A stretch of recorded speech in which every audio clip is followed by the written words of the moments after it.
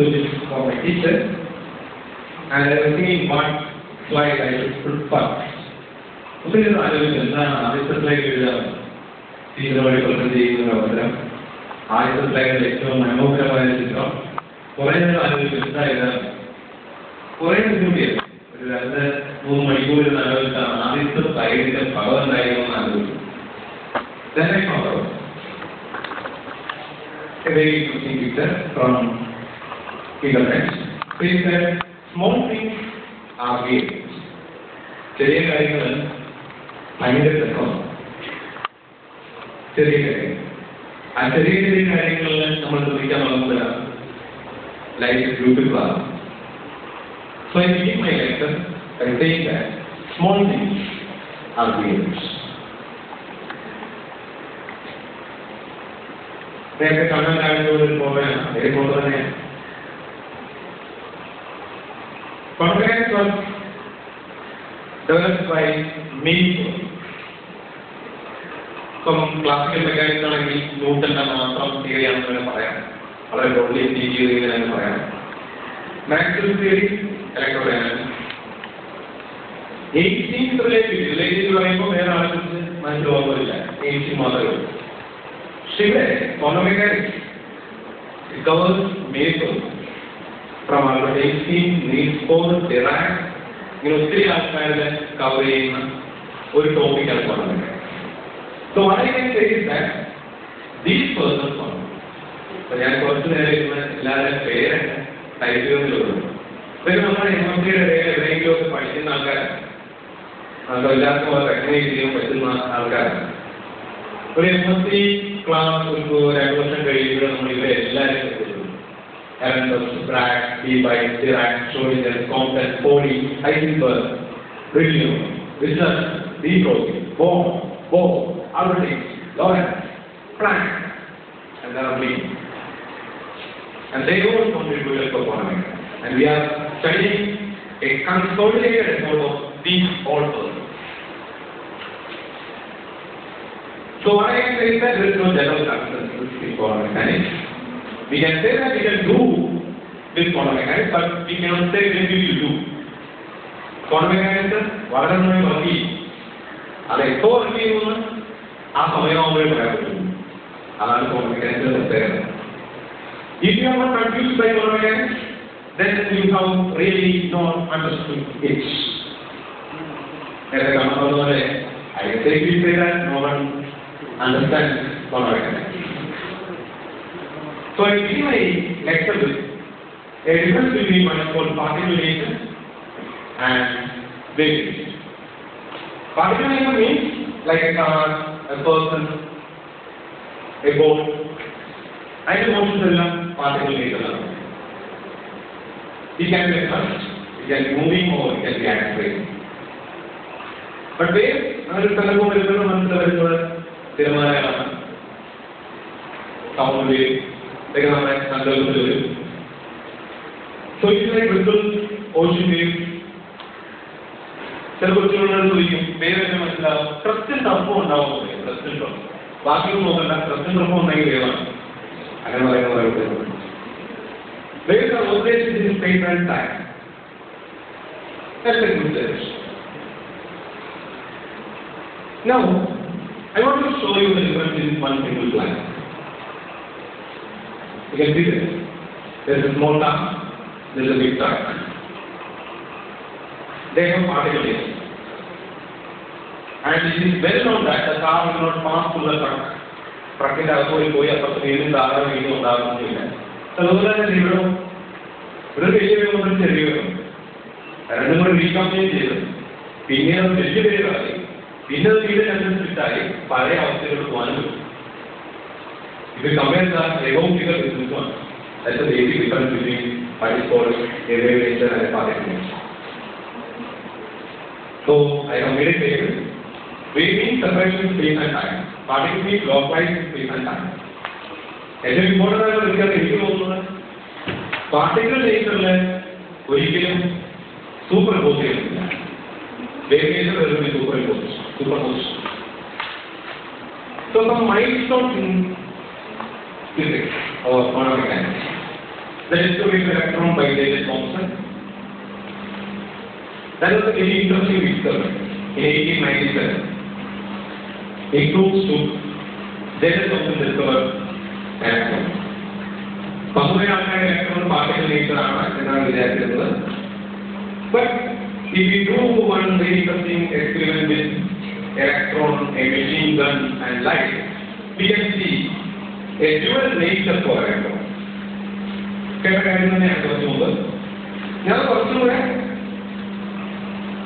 Animation and ഒരു double test എടുത്ത് നമ്മൾ മെഷീൻ ഗൺ വെച്ചാണ് ഫയർ ചെയ്യുന്നത് ക്രിയേറ്റ് ചെയ്യുന്ന പാറ്റേൺ പോലെ വളരെ ക്ലിയറാണ് അങ്ങനെ കിട്ടും ഒരു ലൈറ്റ് ബീം ഉപയോഗിച്ചാണ് ലേസർ ബീം ഉപയോഗിച്ചാണ് ഡബിൾ ടെസ്റ്റ് ചെയ്യുന്നതെങ്കിൽ ഈ ലേസർ പാറ്റേൺ അത് വളരെ ഉപയോഗിച്ചാണ് കാരണം ലൈറ്റ് വേവാണ് ബുള്ളറ്റ് തീർച്ചയായിട്ടും പാടില്ല. And what will happen when you do with electrons? You do with electrons. That's the very interesting. You will see that by using electron you will get wave behavior as well as particle. അതെങ്ങനെയാണെന്ന് പറഞ്ഞുതരാം. നേരത്തെ പറഞ്ഞ പോലെ detector എന്ന് പറയുന്ന പേര് മാറ്റി ഞാൻ സ്പൈസ് എന്നാണ്. Spice. This is taken from a very interesting book written by David Ram. David Ram is പുസ്തകത്തിൽ നിന്നെടുത്തിട്ടുള്ളതാണ്. Spy. So, കുട്ടികൾക്ക് അറിയാവുന്ന spy ആണ് Pink Panther. Pink Panther spy. So I take 3 spies. Spy number 1, spy number 2, spy number 3 are 3 Pink Panthers. So I keep 2 of them over here. Slit number 1 is over spy number 1 is over. Slit number 2 is over spy number 2. Screen is spy number 3.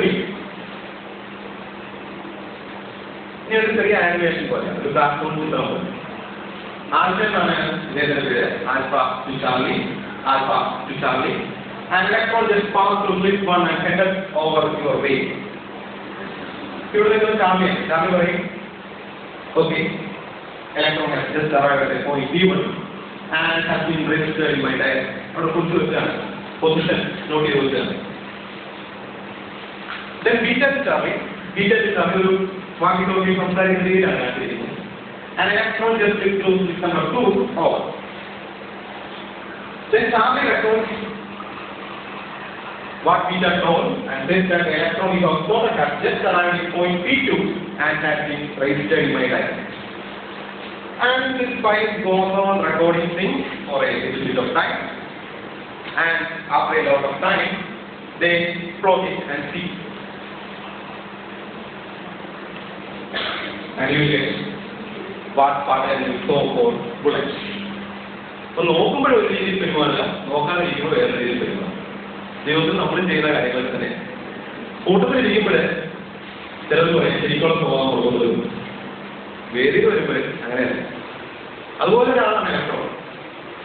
ഇപ്പൊ ഞാനത് വളരെ നന്നായി പഠിച്ചിട്ടുണ്ട്. ഞാൻ കാര്യവട്ടം ക്യാമ്പസിലാണ് പഠിക്കുന്നത്. Men's ഹോസ്റ്റലിലായിരുന്നു. Men's ഹോസ്റ്റലിൽ എപ്പോഴും എന്തെങ്കിലുമൊക്കെ പ്രശ്നം ഉണ്ടാകും. അപ്പൊ നമ്മളെ സെക്രട്ടേറിയറ്റിലൊക്കെ വിളിച്ചുകൊണ്ട് പോകും. അപ്പോഴും ഞാൻ ആലോചിച്ചിട്ടുണ്ട് എൻ്റെ കൂടെ വളരെ സൈലന്റ് ആയിട്ടുള്ള എൻ്റെ സുഹൃത്ത് എന്തൊരു വൃക്ഷത്തിലാണ് വിളിച്ചു പറയുന്നതാണ്. വളരെ എൻ്റെ സുഹൃത്ത് മനോജിന് വരാൻ പറ്റിയില്ല എന്ന് തോന്നുന്നു. മനോജ് എൻ്റെ റൂംമേറ്റ് ആയിരുന്നു. ഞങ്ങളെ രണ്ടുപേരും ടീച്ചറാണ് പഠിപ്പിച്ചത്. മനോജിനെ കുറിച്ച് ടീച്ചർ ചോദിക്കുന്നു. മനോജ് അവിടെ നിന്ന് കഴിഞ്ഞാൽ ചെയ്യുന്ന രീതി വളരെ വ്യത്യാസമാണ്. ഞാൻ അനുഭവപ്പെടുന്നു. ഇയാളുടെ ശരീരത്തിൽ ഇത്രയും ശബ്ദമുണ്ട്. അപ്പൊ അതുപോലെ നോക്കുമ്പോഴൊരു രീതിയിൽ പെരുമാറാം, നോക്കാതിരിക്കുമ്പോൾ വേറെ രീതിയിൽ പെരുമാറാം. ഇന്ന് വരെ അങ്ങനെ ഒരു പഠനം ഇതുവരെ നടത്തിയിരുന്നില്ല. ആൾക്കാർക്ക് അനുഭവമായിരുന്നു ഇതിനെങ്ങനെ ക്വാണ്ടിഫൈ ചെയ്യുന്നു. ക്വാണ്ടിഫൈ ചെയ്യുന്നത് വളരെ സിമ്പിൾ ആയിട്ടുള്ള മാത്തമാറ്റിക്സ് ആണ്. ഒന്ന് നിങ്ങൾ നന്നായിട്ട് കോംപ്ലക്സ് നമ്പേഴ്സ് കൊടുക്കും. കോംപ്ലക്സ് നമ്പേഴ്സ് ഒരു ഐ എന്ന് പറയുന്ന ടേം ഇമാജിനറി ടേം വരുമ്പോൾ ഇത് റെപ്രസെന്റ് ചെയ്യാൻ പറ്റുമെന്ന് മനസ്സിലാക്കിയ ആൾക്കാരെ ഞാൻ പറയാൻ പോകും. തെനിയ സ്റ്റഡി അബൌട്ട് വെക്ടേഴ്സ്. ഈ രണ്ട് മാത്തമാറ്റിക്കൽ ബേസ് ഉണ്ടെങ്കിൽ നമുക്ക് പഠിച്ചു തുടങ്ങാം ഈ രീതിയിലുള്ള പെരുമാറ്റത്തെ. ഇനി നിങ്ങൾ ഈ പിങ്ക് പാന്തർ എന്ന് പറയുന്ന ഒരു കോമഡി കഥാപാത്രമാണ്. അദ്ദേഹത്തിന് മാറ്റി ജെയിംസ് ബോണ്ടിനെ കൊണ്ടുവന്നാലും ഇതേ റിസൾട്ട് തന്നെയാണ്.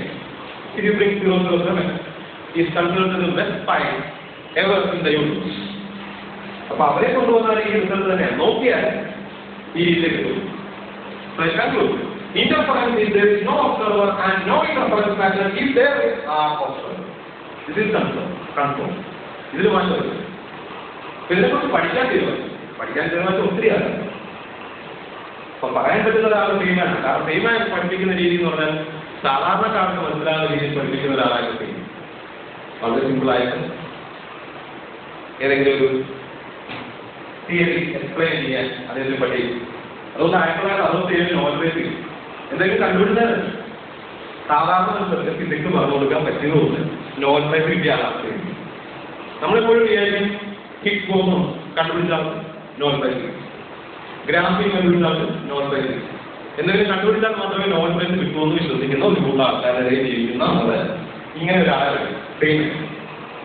ഒന്നും കണ്ടുപിടിച്ചിട്ടില്ല, പക്ഷേ വളരെ മനോഹരമായി പറഞ്ഞു കൊടുക്കാൻ പറ്റുന്ന ഒരാളാണ്. അദ്ദേഹത്തിന്റെ വാക്കുകളാണ് ഞാൻ വായിക്കാൻ ഞാൻ ഇവിടെ കൺക്ലൂഡ് ചെയ്യാൻ ആഗ്രഹിക്കാം. Never in human history has such a thing been encountered before. Nature behaving one way when you are looking and in completely different way when you are not looking. This is a very strange result, since it seems to indicate that observation plays a decisive role in that event and the reality varies depending upon whether we observe it or not. So let's say that is the quantum mechanics is a mystery.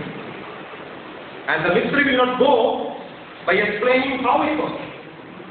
എങ്ങനെ work ചെയ്യുന്നു പറഞ്ഞാൽ അതിന്റെ കുറെ നടന്നു കഴിഞ്ഞാൽ കണ്ടുപിടിക്കാൻ പറ്റും. It work. അതാണ് ചിലർക്കൊന്നും ഇഷ്ടപ്പെട്ടിട്ടില്ല. അങ്ങനെ ഒത്തിരി ആൾക്കാരുണ്ട്. കോൺട്രിബ്യൂട്ട് ചെയ്യാൻ ആൾക്കാരുണ്ടെങ്കിൽ അത് ഇഷ്ടപ്പെട്ടിട്ടില്ല. ഇത് ഹൈസൻബർഗാണ്. ഇത് ഷോഡിജറിന് ഓർക്കേണ്ട എങ്ങനെയാണെന്ന് പറഞ്ഞു കഴിഞ്ഞാൽ വലിയ വട്ട കണ്ണാടി, കുപ്പി ഗ്ലാസ്, മുടി ഇങ്ങനെ സമ്മർ ചെയ്ത് അങ്ങനെ ഐഡന്റിഫൈ ചെയ്യും. ഹൈസൻബർഗ് മൈക്രോസ്കോപ്പും കാര്യങ്ങളൊന്നും പറയുന്നില്ല. ഇതിന് ഒത്തിരി ഇറിറ്റേഷൻ ഉണ്ടായിരുന്നു. നമ്മൾ ഈ പഠിക്കുന്ന അൺസർട്ടനിറ്റി പ്രിൻസിപ്പിൾ തന്നെ ഒത്തിരി ആർഗ്യുമെന്റിലൂടെ കടന്നുപോയതാണ്. ഒരു ആർഗ്യുമെന്റ് പറഞ്ഞിട്ടില്ല. അപ്പൊ ഡെവലപ്പിക്കുന്ന ആളുടെ ഒരു ഫോട്ടോ കൂടെ കാണിച്ചാൽ ഒന്നിനും മോട്ടിവേഷൻ ആയാലും ഞാൻ കാണിക്കുന്നത്. അപ്പൊ എങ്ങനെ ഇതിനെക്കുറിച്ച് പഠിക്കാം എന്ന് തീരുമാനമെടുത്ത ആളാണ് സ്റ്റോഡിയസ്. അതേ ഇൻട്രൊഡ്യൂസ് ടേമാണ് സൈഡ്. ആ സൈഡ് അകത്ത് ഈ പറഞ്ഞ വെക്ടറിന്റെ പ്രോപ്പർട്ടി ഉണ്ടാവും, കോംപ്ലക്സ് നമ്പറിന്റെ പ്രോപ്പർട്ടി ഉണ്ടാവും. ഈ രണ്ട് പ്രോപ്പർട്ടിയും കൂടി ചേർത്ത് പറയുന്ന ഫംഗ്ഷനാണ് സൈഡ്. അതുകൊണ്ട് എന്ത് പറ്റിയെന്ന് പറഞ്ഞു കഴിഞ്ഞാല് ക്വാണ്ടം മെക്കാനിക്സിന്റെ ഡെവലപ്മെന്റ് തുടങ്ങി. അത് കണ്ടുപിടിച്ചതിന്റെ പേരില് ഇത് അദ്ദേഹത്തിന്റെ ടൂമ്പിൽ മുകളിൽ എഴുതി. നമ്മളൊക്കെ മരിക്കും, നമ്മുടെ മുകളിൽ ഒരു കുരിശുണ്ടായാൽ ഇതിന്റെ ഒരു സൈലെന്നായിരുന്നു. അതുപോലെ ബോൾട്ട്മാൻ ട്യൂബ് നോക്കിയാൽ മതി. ഏത് രീതിയിൽ നിങ്ങൾ സാറ് കാണിച്ചായിരുന്നു, നമ്മുടെ അരിശാരി സാറ് കാണിച്ചു. ബോൾട്ട്മാൻ SW ഒരാൾ മരിച്ചതിന് ശേഷം അതിന്റെ ട്യൂബിൽ എഴുതിയിരിക്കുകയാണ് SW. ഒരാളുടെ ജീവന്റെ വിലയുണ്ട്. അതുകൊണ്ടാണ് നമ്മൾ ആ ജീവന്റെ വിലയുള്ളതുകൊണ്ടാണ് പഠിക്കാൻ ശ്രമിക്കുന്നത്. ഫിസിക്സിന്റെ അകത്ത് ഇതൊക്കെ എക്സ്പ്ലെയിൻ ചെയ്ത ആൾക്കാരെ അവരുടെ ജീവൻ കൊടുത്താണ് അത് ഡെവലപ്പ് ചെയ്തത്. അതുകൊണ്ട് ആ ഇൻട്രസ്റ്റോടെ ഫിസിക്സ് പഠിക്കണം എന്നുള്ളതാണ് എൻ്റെ അഭിപ്രായം. സോ ഇൻ കൺക്ലൂഡ്, നേരത്തെ കണ്ണൻ പറഞ്ഞ പോലെ ഒത്തിരി സത്യങ്ങൾ ഉണ്ടായിരുന്നു. സത്യങ്ങൾ ഉണ്ടാകുമ്പോൾ മാത്രമേ ഡെവലപ്മെന്റ് ഉണ്ടാവുള്ളൂ. ആരെങ്കിലും എന്നോട് കുറെ ഒഴിച്ചു പറഞ്ഞാൽ നിർത്തിപ്പോവുക ആ രീതിയില്ല. ആ സത്യം വരുമ്പോഴാണ് ശരിക്കും പറഞ്ഞാൽ ഡെവലപ്മെന്റ് ഉണ്ടാകുന്നത്. എയ്റ്റിലും പോകുമ്പോൾ ഒത്തിരി തർക്കം. അതിൻ്റെ അകത്ത് ഏറ്റവും രസകരമായ തർക്കം പറഞ്ഞുകൊണ്ട് അവസാനിക്കും. ഞാൻ വായിക്കാം, ശ്രദ്ധയോടെ കേട്ടിരിക്കുക. ഇപ്പോൾ 18 box. 18 consider a box containing electromagnetic radiation electron which controls the opening of the shutter which covers the hole made in one of the walls of the box. The shutter uncovers the hole for a time which has chosen a bit. During the opening, we have supposed that a photon from among those inside the box escapes through the hole. In order to challenge the indeterminacy relation, uncertainty principle between time and energy, it is necessary to determine with adequate precision the energy that photon has brought with it. At this point, Einstein turns to this celebrated equation easy to mc square. And from this follows that the knowledge of the mass of an object provides a precise indication about its energy. The argument is therefore exactly it is simple. You must weigh the bomb before and after the opening of the shutter, and if a certain amount of energy has escaped from the bomb will be lighted. The variation in mass multiplied by c square will give energy, and the clock will indicate the precise time, and hence answer the principle will be violated. വളരെ simple ആണ്. മലയാളത്തിൽ പറഞ്ഞു കഴിഞ്ഞാൽ ഇതെല്ലാവരും spring attach ചെയ്തിട്ടുണ്ട്. അപ്പോൾ spring എന്തിനാണ് ഉപയോഗിക്കുന്നത്? സ്പ്രിംഗ് ബാലൻസിനെ ഉപയോഗിക്കുന്നത് നമ്മൾ മാസ് കണ്ടുപിടിക്കാനാണ്. എയ്റ്റിൽ വളരെ സിമ്പിളായിട്ട് ഇക്വേഷൻ ആണ് ഈ signal delta in C square. അപ്പോൾ മാസിന്റെ വ്യത്യാസം കൃത്യമായി ഗെറ്റ് ചെയ്യാൻ പറ്റി കഴിഞ്ഞാൽ എനർജി കൃത്യമായി കാൽക്കുലേറ്റ് ചെയ്യാൻ പറ്റും. അപ്പോൾ ഇതിന്റെ ഒരു ബ്ലാക്ക് ബോഡി ബോക്സ് ആണെന്ന് വിചാരിക്കുക.